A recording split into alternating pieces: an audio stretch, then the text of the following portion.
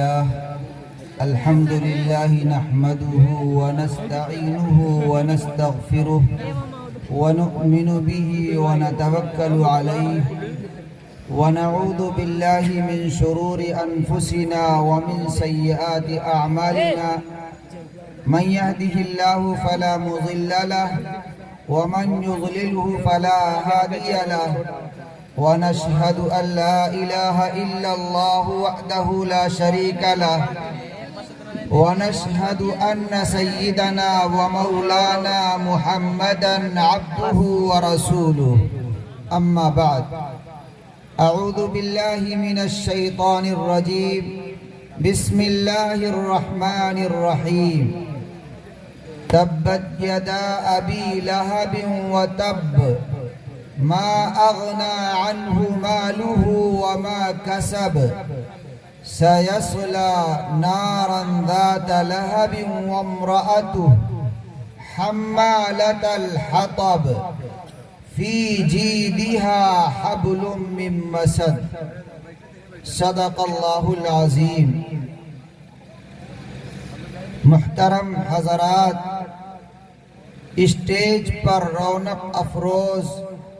علماء کرام، حفاظ اعظام، سامنے موجود طلباء اعظام اور اس علاقے کی مقتدر شخصیات اور اس پروگرام کے وہ حضرات جنہوں نے اپنا تن من دھن لگایا ہے اس کو آراستہ کرنے کے لیے، صدر جلسہ اور ہماری مائیں بہنیں، اللہ جل جلالہ وعم نوالہ کا عظیم احسان ہے کہ اللہ نے ہمیں اور آپ کو اپنی نسبت اپنے پاک حبیب حضرت محمد الرسول اللہ صلی اللہ علیہ وسلم کی نسبت کی وجہ سے یہاں جمع فرمایا ہے۔ ہمارا اس مجلس کے اندر بیٹھنا کسی سیاسی غرض کی وجہ سے نہیں ہے، کسی دنیاوی مقصد کی وجہ سے نہیں ہے،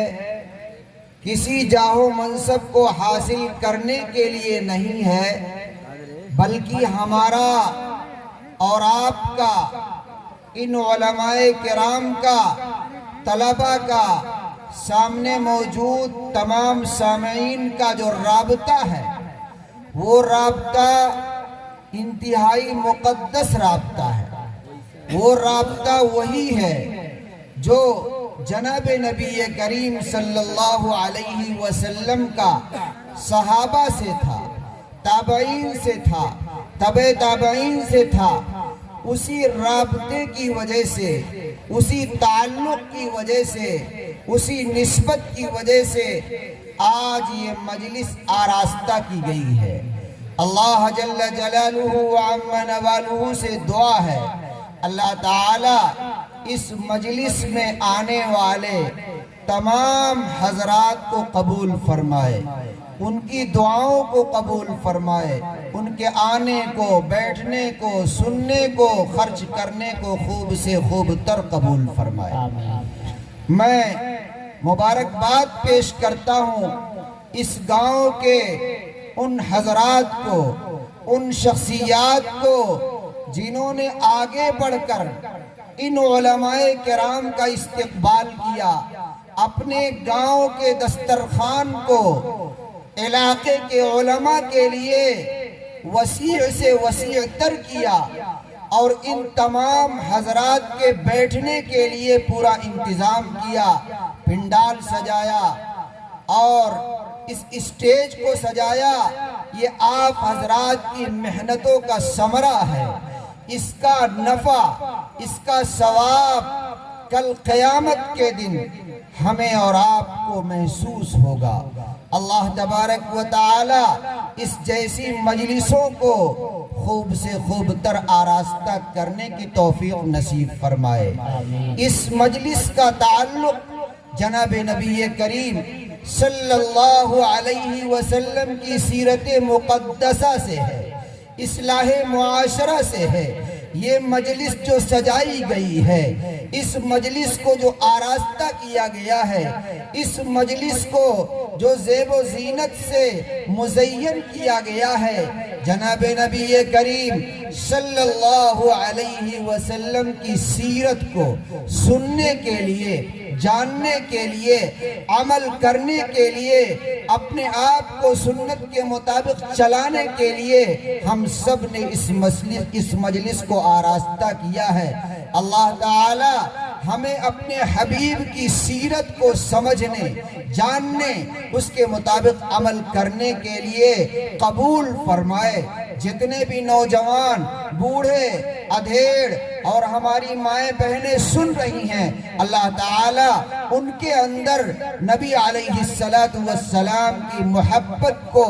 رچا دے، بسا دے، ان کے ذہن و دماغ کے اندر مزین کر دے، ہمارا ہر کام سیرت و سنت کے مطابق ہو جائے۔ ایسی مجلسیں اسی لیے تیار کی جاتی ہیں، آراستہ کی جاتی ہیں۔ انہی مجلسوں کے بارے میں جناب نبی کریم صلی اللہ علیہ وسلم کا ارشاد ہے، ان مجلسوں کے اوپر فرشتوں کا نزول ہوتا ہے، فرشتوں کا نزول ہوتا ہے، سکینہ نازل ہوتا ہے، اطمینانی کیفیت حاصل ہوتی ہے۔ اللہ تعالیٰ نے آپ کے اس علاقے کو، آپ کے اس گاؤں کو، بیما پار مہداول کو اللہ نے اس عظیم کام کے لیے قبول فرمایا ہے۔ اللہ تعالیٰ اور بھی بستیوں کو، اور بھی شہروں کو، اور بھی علاقوں کو، اور بھی محلوں کو، اور بھی دیہاتوں کو اس کے لیے قبول فرمائے، نبی کی سیرت کو سننے کا موقع عنایت فرمائے، اس کو سجانے کا موقع عنایت فرمائے۔ اللہ تعالی آپ کی محنتوں کو خوب سے خوب تر قبول فرمائے۔ میرے محترم بزرگوں اور دوستو، میں نے آپ حضرات کے سامنے قرآن مقدس کی اس سورت کا انتخاب کیا ہے، اس سورت کو منتخب کیا ہے جس سورت کا تعلق جناب نبی کریم صلی اللہ علیہ وسلم کی نبوت سے ہے، جناب نبی کریم صلی اللہ علیہ وسلم کے اخلاق سے ہے، جناب نبی کریم صلی اللہ علیہ وسلم کی سیرت سے ہے، جناب نبی کریم صلی اللہ علیہ وسلم کی تبلیغ سے ہے، جناب نبی کریم صلی اللہ علیہ وسلم کے لائے ہوئے توحید کے پیغام سے ہے، جناب نبی کریم صلی اللہ علیہ وسلم کے لائے ہوئے ایمان سے ہے، ایمان کے تقاضوں سے ہے۔ اس پوری صورت کے اندر اللہ جل جلالہ وعم نوالہ نے جناب نبی کریم صلی اللہ علیہ وسلم کے اخلاق کریمانہ کو بیان فرمایا ہے۔ وہ کیا بیان فرمایا؟ جس وقت جناب نبی کریم صلی اللہ علیہ وسلم پر ایک آیت نازل ہوتی ہے، ایک آیت نازل ہوتی ہے، آپ کو حکم ہوتا ہے وَأَنذِرْ عَشِيرَتَكَ الْأَقْرَبِينَ، اے نبی آپ اپنے قریبی رشتہ داروں کو، اپنے قریبی رشتہ داروں کو، نزدیک والے رشتہ داروں کو، انتہائی آپ سے قریب تر رشتہ داروں کو ڈرائیے۔ اس بات سے ڈرائیے، اللہ سے ڈرائیے، اللہ کے احکام پر عمل کرنے کے لیے ابھاریے،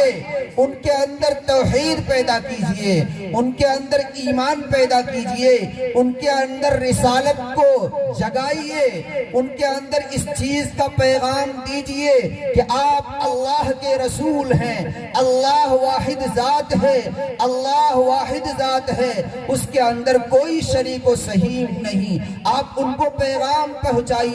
قل هو اللہ احد، اللہ ایک ہے، اللہ الصمد، اللہ بے نیاز ہے، لم یلد ولم یولد، اس نے نہ کسی کو پیدا کیا اور نہ وہ کسی کا پیدا کیا ہوا ہے، ولم یکن لہ کفوا احد، اس کا کوئی شریک و صحیح نہیں ہے۔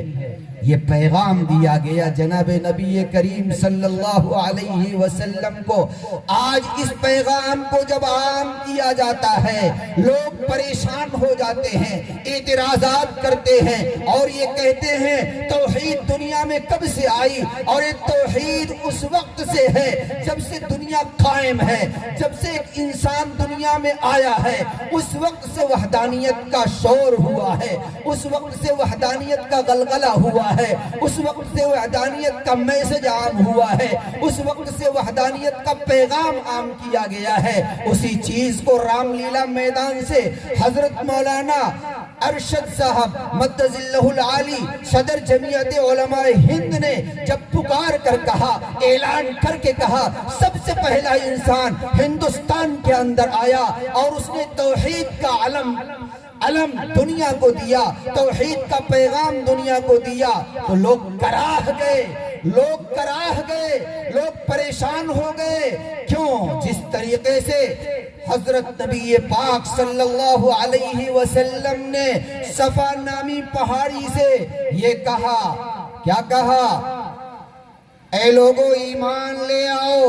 اے لوگو ایک اللہ کو مان لو، ایک پرمیشور کو مان لو، ایک ایشور کو مان لو، ایک داتا کو مان لو، ایک خالق کو مان لو، ایک مالک کو مان لو، ایک رازق کو مان لو، ایک سب سے زیادہ آپ کو درگزر کرنے والے کو مان لو۔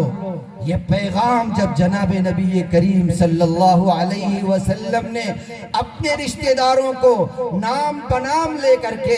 عام طریقے پر ان کو میسج دیا، پیغام دیا، بنی فہیرہ اور فلاں خاندان کے لوگ، فلاں لوگ آ جاؤ، میری بات سن لو، پوری دنیا کے لیے ایک عام پیغام دیا، یا ایوہ الناس قولوا لا الہ الا اللہ تفلحون۔ اے لوگو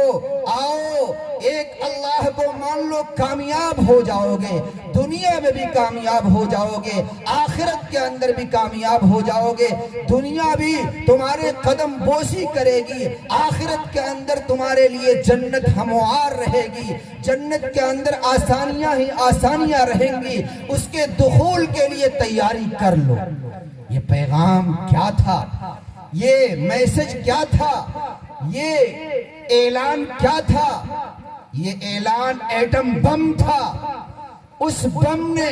اس اعلان نے وہ لوگ جو آپ صلی اللہ علیہ وسلم کو صادق الامین کہتے تھے، الامین کے لقب سے آپ کو پکارا کرتے تھے، آپ کے پاس امانتیں رکھتے تھے، آپ کے پاس حفاظت کے لیے امانتوں کے رقوم رکھتے تھے، ان لوگوں نے کہنا شروع کر دیا، الہذا جماعتنا، تبا لک الہذا جماعتنا، یا محمد، اے محمد، کیا تم نے ہم کو اسی مقصد کے لیے جمع کیا تھا؟ آپ نے یوں ہی اعلان نہیں کر دیا، سب کو جمع کیا، جمع کرنے کے بعد ایک مثال پیش کیا، بتاؤ میں یہ کہتا ہوں اگر فلاں وادی سے گھڑ سوار آ کر کے تمہارے اوپر حملہ آور ہو جائیں تو کیا تم لوگ میری بات کی تصدیق کرو گے؟ سارے مجمع کے لوگوں نے بباغ دہل کہا، بباغ اعلان کہا، ہاں ہم آپ کی بات کو 100% مانیں گے، یقین کریں گے۔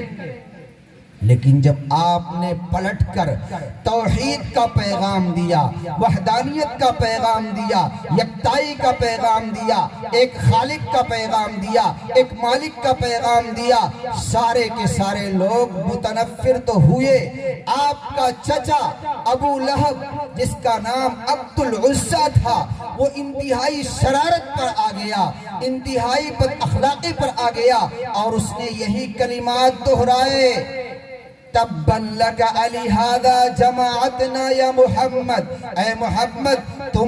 تم خاک آلود ہو جاؤ، برباد ہو جاؤ، تہس نہس ہو جاؤ، تمہاری لٹیا ڈوب جائے، تم نے ہم کو اسی مقصد کے لیے جمع کیا تھا، ایک وحدانیت کا پیغام دینے کے لیے جمع کیا تھا، ہمارے اتنے بت ہیں، ہمارے اتنی پرستش کرنے کے یہ آلات بنے ہوئے ہیں، ان کی پوجا کون کرے گا؟ ہم تمہاری بات کی تصدیق نہیں کرتے، ہم تمہاری بات کو نہیں مانتے۔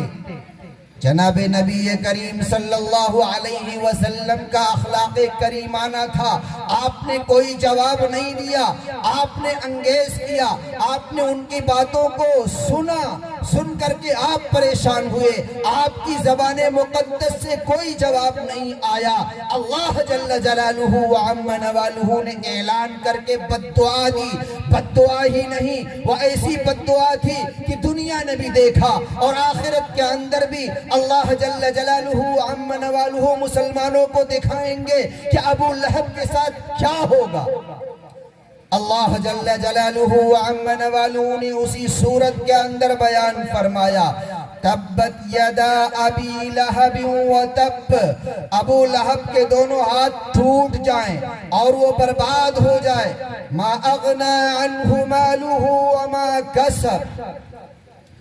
اللہ جل جلالہ وعم نوالہ نے اس آیت کریمہ کے ذریعے سے یہ بتلا دیا کہ یہ شخص انتہائی درجے کی کمی کے اندر مبتلا ہوگا، انتہائی خسارے میں مبتلا ہوگا، انتہائی قسم کی اذیت میں مبتلا ہوگا، انتہائی قسم کے مرض کے اندر مبتلا ہوگا۔ اللہ تبارک و تعالی نے اس شخص کو، اس بدبخت کو ایسی سزا دی کہ وہ طاعون جیسی بیماری کے اندر ملوث ہو گیا۔ اس کے گھر والوں نے، اس کے افراد نے، اس کی اولاد نے، اس کے رشتہ داروں نے اس کو الگ تھلگ کر دیا، ایک کمرے کے اندر رکھ دیا۔ اس کا کھانا وہیں جا رہا ہے، پانی کا انتظام وہی ہے، کوئی اس سے ملتا نہیں ہے۔ جس طریقے سے کورونا کے زمانے میں ہم سب کا جو حال تھا،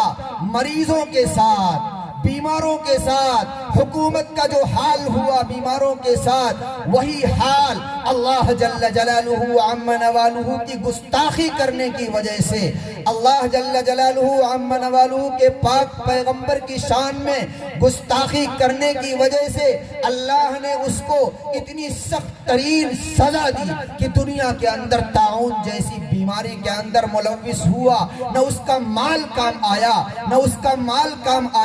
اس کی اولاد کام آئی۔ وہ اپنے مال پر اتراتا تھا، وہ اپنی اولاد پر اتراتا تھا، کوئی اس کے کام نہیں آیا۔ روایات کے اندر آتا ہے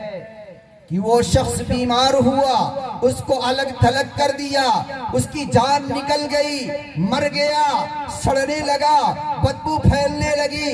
علاقے کے لوگوں نے، محلے کے لوگوں نے اس کے گھر والوں کو، اس کی اولاد کو تان و تشنیع کیا کہ تمہارا باپ مر گیا ہے، بدبو آ رہی ہے، سڑان پیدا ہو گئی ہے، پوری فضا بالکل مسموم ہو چکی ہے، تم اپنے باپ کو یہاں سے اٹھا کر کہیں دفن نہیں کر سکتے ہو۔ ایک روایت میں آتا ہے کہ اس کی اولادوں نے دوسروں کے ذریعے سے اٹھوایا اور ایک وادی جو پہاڑی والی وادی تھی اس کے اندر لے گئے، وہاں رکھا اور اوپر سے پتھر پھینک کر کے اس کو دبا دیا۔ یہ حشر ہوا جناب نبی کریم صلی اللہ علیہ وسلم کی شان میں گستاخی کرنے کا۔